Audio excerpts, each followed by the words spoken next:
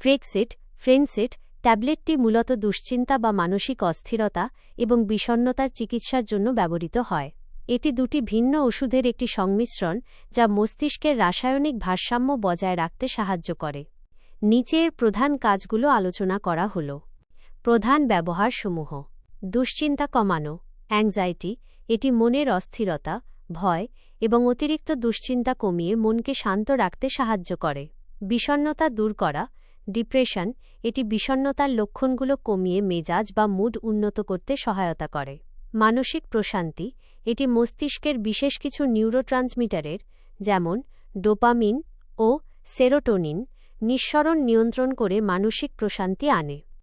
সতর্কতা ও পার্শ্বপ্রতিক্রিয়া: যে কোনো ওষুধের মতো এরও কিছু সাধারণ পার্শ্বপ্রতিক্রিয়া থাকতে পারে, যেমন ঝিমুনি বা অতিরিক্ত ঘুমভাব, মুখ শুকিয়ে যাওয়া, কোষ্ঠকাঠিন্য, মাথা ঘোরা। জরুরি কিছু পরামর্শ: সতর্ক বার্তা, এই ওষুধটি অবশ্যই একজন বিশেষজ্ঞ ডাক্তারের পরামর্শ অনুযায়ী সেবন করা উচিত।